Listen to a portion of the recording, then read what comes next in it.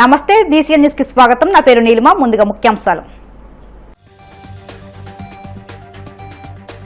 Puttaparthi Shri Sathya Sai university స్నాతకోత్సవంలో పాల్గొన్న మంత్రి Nara Lokesh లవ్వాల్ serve all అనే బాబా నినాదాన్ని జీవితంలో భాగం చేసుకోవాలని విద్యార్థులకు పిలుపు.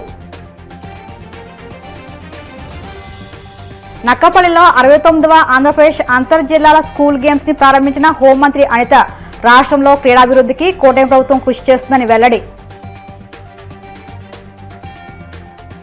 చంద్రబాబు హయాంలోనే మత్స్యకారులకు స్వర్ణయుగం సాధ్యమైందన్న మంత్రి అచ్చెన్నాయుడు.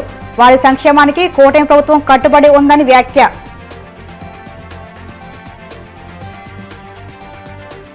కృష్ణా జలాలపై రాష్ట్ర హక్కులు కాపాడడంలో కూటమి ప్రభుత్వం ఏమాత్రం చిత్తశుద్ధితో వ్యవహరించడం లేదు. మండిపడ్డ వైసీపీ మాజీ ఎమ్మెల్యే రవీంద్రనాథ్ రెడ్డి. విలువలతో కూడిన విద్యను అందించడమే శ్రీ సత్యసాయి యూనివర్సిటీ ప్రత్యేకత అని, ఇదొక ఆధునిక గురుకులం అని మంత్రి నారా లోకేష్ ప్రశంసించారు. రాయలసీమ గడ్డ ధైర్యానికి, త్యాగానికి, ఆధ్యాత్మికతకు ప్రతీక అని ఆయన వర్ణించారు. శ్రీ సత్యసాయి జిల్లా పుట్టపర్తిలోని Shri Sathya Sai institute of higher learning 44వ స్నాతకోత్సవ కార్యక్రమం ప్రశాంతి నిలయంలోని పూర్ణచంద్ర ఆడిటోరియంలో ఘనంగా జరిగింది. ఈ వేడుకకు ముఖ్య అతిథిగా భారత ఉపరాష్ట్రపతి సిపి రాధాకృష్ణన్, గౌరవ అతిథిగా సీఎం చంద్రబాబు హాజరయ్యారు. ఈ సందర్భంగా మంత్రి లోకేష్ విద్యార్థులను ఉద్దేశించి స్ఫూర్తిదాయక ప్రసంగం చేశారు. Honourable vice president of India CP Radhakrishnan garu, honourable chief minister Chandrababu Naidu garu, revered elders of Shri Sathya Sai educational trust, esteem chancellor and Vice Chancellor, distinguished faculty members, respected parents, and my dear young graduates. It is a profound honor to stand before you today at the 44th annual convocation of Sri Satya Sai Institute of Higher Learning here in Prashanthi Nilayam in the sacred heart of Rayalaseema. The love and spirituality of Satya Sai Baba radiates in all souls who visit Puttaparthi.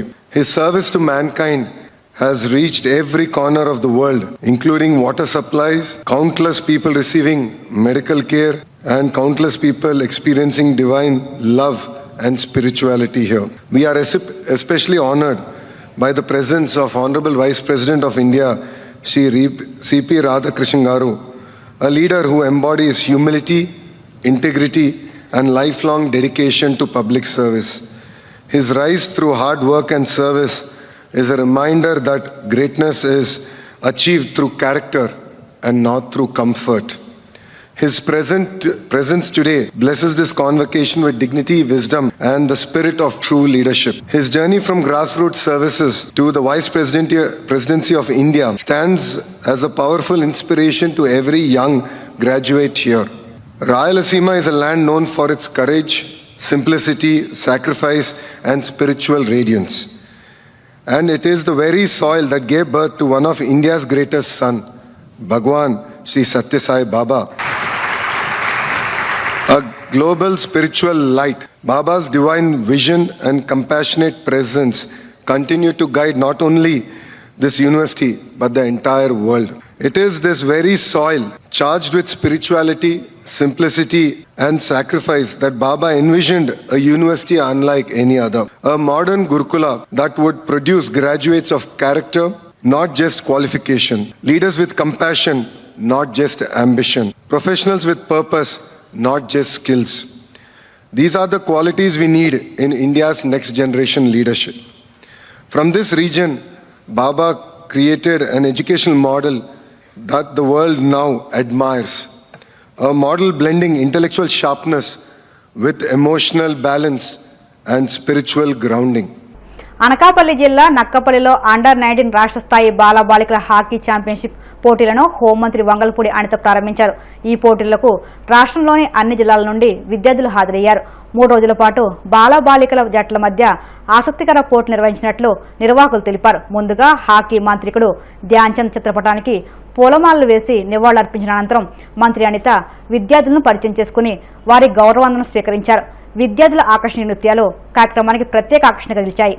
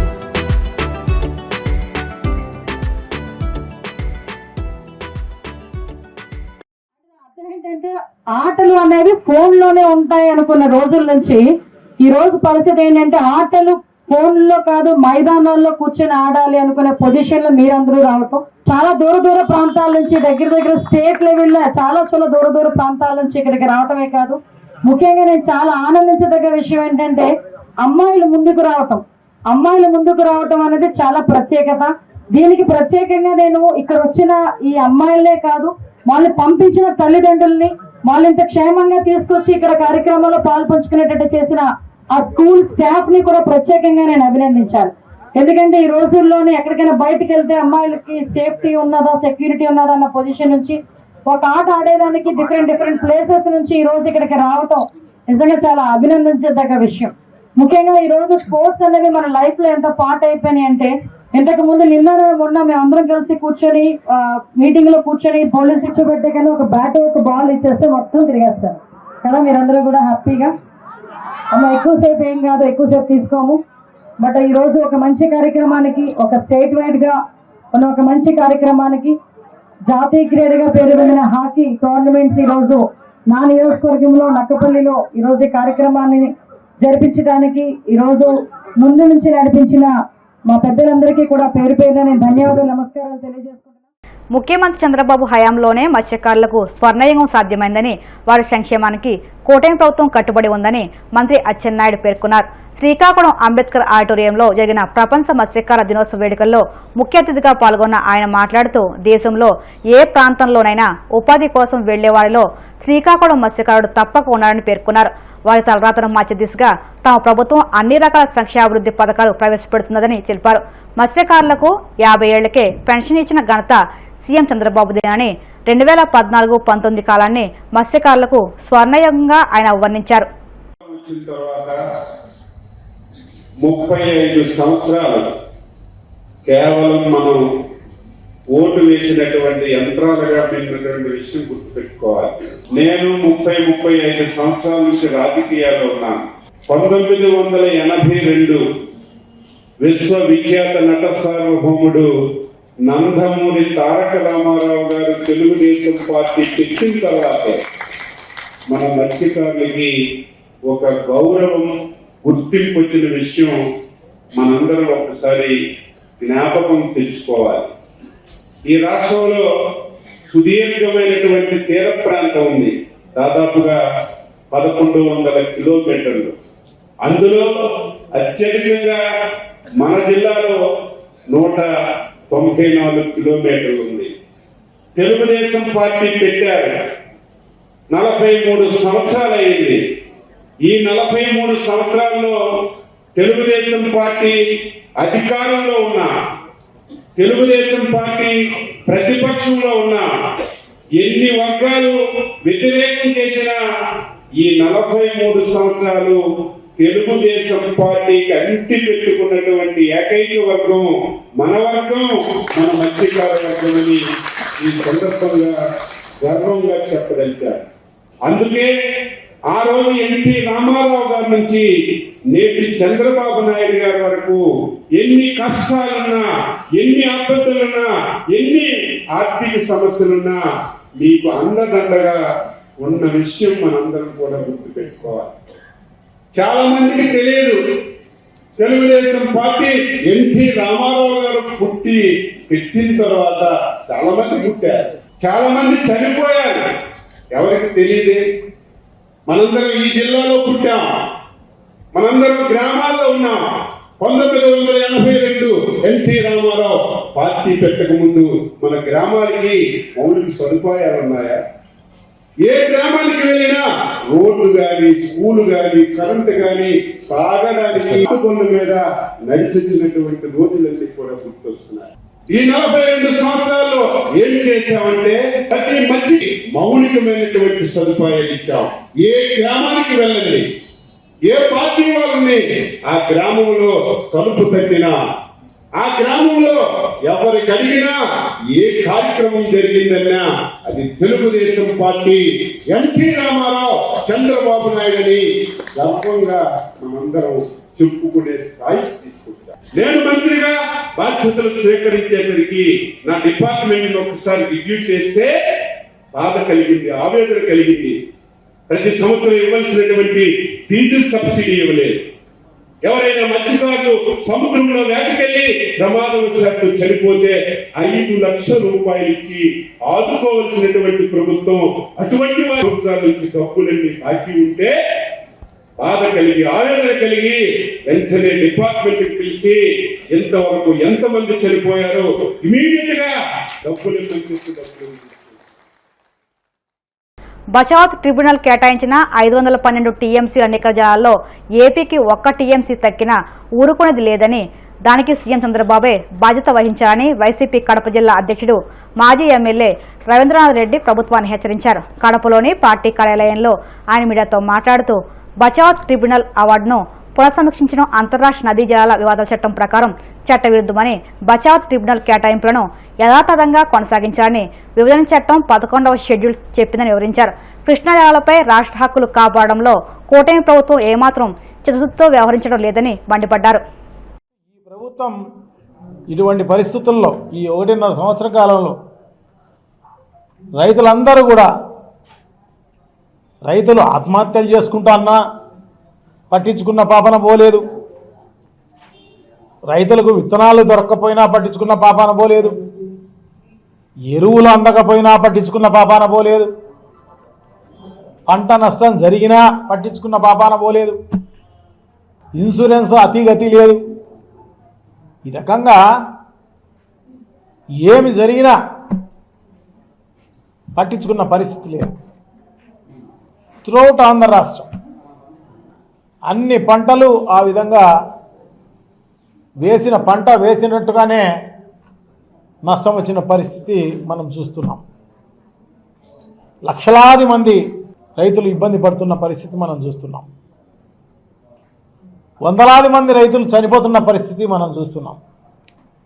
ఈ ప్రభుత్వానికి చీమ కుట్టినట్టు కూడా లేదు. ముఖ్యమంత్రి గారు review చేయడమో లేకుంటే వ్యవసాయ శాఖ మంత్రి రివ్యూ చేయడమో అన్న కూడా చేయలేదు. పూర్వం జగన్మోహన్ రెడ్డి గారి పరిపాలనలో సీఎం యాప్ ఉండేది, సీఎం యాప్. ఆ యాప్లో అప్లోడ్ అయినవి అన్నీ కూడా సమస్యలన్నిటినీ కూడా అక్కడ పరిష్కారం దొరికేది. ఏమన్నా కష్టం రానిలేండి, పంట మద్దతు ధర లేకపోతే మద్దతు ధర ఇచ్చిన పరిస్థితి ఉంది, పంట నష్టం వస్తే ఖరీఫ్లో నష్టం వస్తే ఖరీఫ్లోనే ఇచ్చిన పరిస్థితి మనం చూసినాం గతంలో.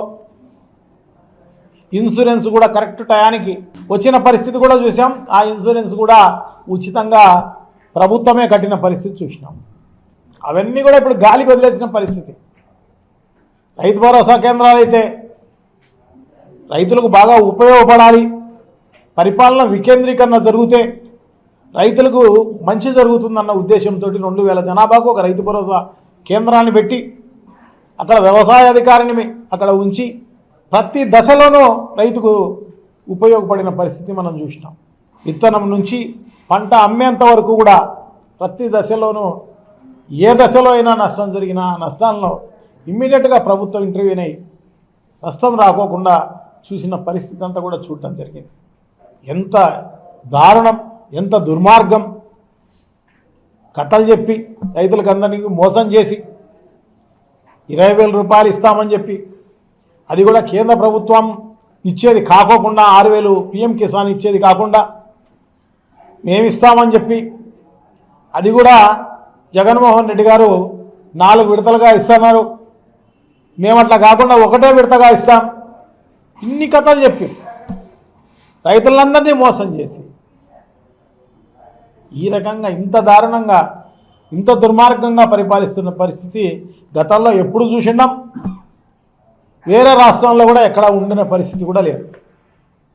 అంత దారుణం. అరటి అయితేనేమి ఇప్పుడైతే దారుణం. లక్షలాది ఎకరాలలో అరటి పంట గతంలో 25,000 నుంచి 30,000 రూపాయలు టన్ను అమ్మేది. అటువంటిది ఇప్పుడంతా కూడా టన్ను 500 రూపాయలు కూడా అమ్మే పరిస్థితి లేదు. ఇప్పుడు కాసేపు ప్రకటనలు.